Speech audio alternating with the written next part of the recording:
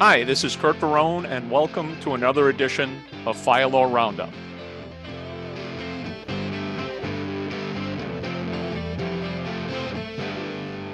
We do this only because it's somewhat similar. I want to jump to New Jersey, our New Jersey case, because it's not so dissimilar in some ways. So New Jersey is, I'm going to try to make this easy. I read this last night, so I got to bring myself back up to it. But here, the Appellate Division, so the state's second highest court, not the highest court, but in New Jersey, addressed a claim by a fire captain. Now, let me explain what happened. Very simple. The fire captain was assigned two probationary firefighters on his engine, I'm assuming, because this all arises out of a hydrant and a hose. So let's assume an engine. If it was a truck company, they don't know what to do with hydrants and hoses. They shouldn't have been anywhere near a hydrant. Exactly. So we should have been their fault anyway. Sorry, you truckies. But this is a type of comments you get from fire lawyers. Okay. So the one of the probationary firefighters set up, sounds like, and we don't know for a fact, but sounds like he didn't get the coupling to lock. And I would have been asking, Curt and I would have been asking, was it a 2-lock coupling, a no-lock coupling, a 1-lock coupling? You know, what was it? A thread? In any event, the coupling comes off, knocks the helmet and the captain, knocks the captain in the helmet, thank God. But nonetheless, there's injuries. The lawyers for the captain are not idiots. They were impressive, right? They lose, but they're not idiots. So what the lawyers do, most people think is, well, it's a workers' comp claim. Well, the lawyers know you can't sue under workers' comp, or you can't sue because of workers' comp. All you get under workers' comp is comp. You can't sue for personal injuries that somebody caused you, at least because the workers' comp says, no, this is your exclusive remedy. You get comp. And so the lawyers got to find another way to try to sue the fire department. And what happens is, found out that many, many, many years before, the fire department, I guess they instituted a policy, but they certainly recognized that having more than one probationary firefighter on the vehicle is dangerous. So the lawyer had to find a way to say, okay, you recognize there's a danger. How can we sue under that?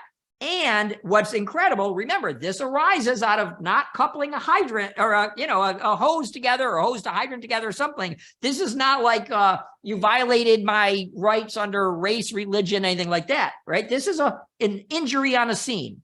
So what he does is he sues under a civil rights violation, right? And says, let me find the term. Let's see, there's a cause of action. As he says, there is a state created danger, right? So he alleges this is a state created danger, and you created an unreasonable danger because you put 2 probationary firefighters on my vehicle. Now, I'm going to jump to the end just so you know, and then we can just focus on the legal. The court recognizes this really wasn't so unreasonably dangerous to put 2 on, because one of them was trained enough and you liked having 2 people. And the courts do what I like the courts do, is hand you a loss with a smile. And what they did is they said, listen, Captain, you're a very good captain. You're very well qualified. You're more than qualified to take care of these 2 probationary firefighters on your vehicle, and you even admitted as much at deposition or trial. So it wasn't an unreasonable danger because you're more than capable, right? And I thought that was a nice way to say you lose. He said you're a highly competent captain. However, let's start looking very briefly, because this is kind of a one-off attempt that you're just not going to be able to use in your favor most times. And this is the question of the whole kind of Civil Rights Act. So here's what we have. So we have a New Jersey state law. It provides a right, a private right, for a violation of a constitutional or statutory right.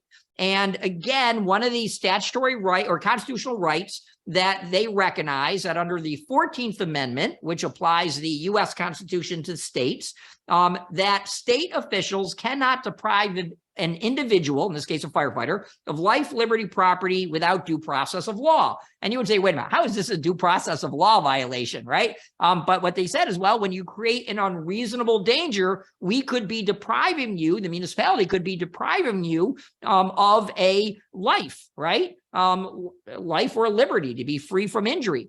And basically what the court comes and says, yeah, we recognize that you creating a dangerous condition could very well be depriving you of life, liberty, and property. So kudos to the lawyer, right? I think the court gives a nod to the lawyer, but then says, yeah, but this wasn't that unreasonable, right? I think if you maybe OSHA violations or, state OSHA violations, that certainly could rise. And this is what popped in my mind is now, could a firefighter sue under this deprivation of, constitutional rights to be free from injury?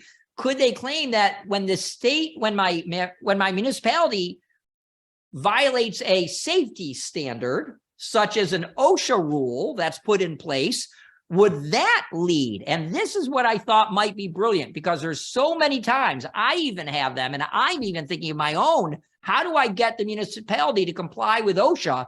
I'm thinking this might be the way. So kudos to this New Jersey lawyer. You didn't have the facts on your side, but what you did to get the court to recognize a possible lawsuit or cause of action, brilliant. You get the Brad Pinsky star of approval on your lawyering. Unfortunately, you were very creative. You spent a lot of money to be this creative, and you got a good nod from the court. You just didn't have the facts on your side. Yeah, and I think the part of the decision that really, I think it really is where the court hung its hat was that, and I'm looking at the quote right here, that the fire department did not act with a degree of culpability that shocked the conscience. Yeah. Now I can see firefighters sitting in the firehouse saying, "Oh, that shocked the conscience," How dare you put two probationary firefighters on? Right. But I think what we've got to get to the point where if it was something that truly shocked the conscience, okay, let's say you have a convicted rapist who's already raped someone and they're still on the fire department. That would be the type of thing that would shock them. You'd be like, you've got to be kidding me. Now, some people may say having two probationary firefighters shocks the conscience. I think it's got to be. I think what the court was saying, it's got to be more than that. That might have been negligent. We're not saying it's not wrongful. That we're not saying it's not stupid. Okay, we're not saying it didn't put you at risk, but it doesn't arise to the level it shocks the conscience.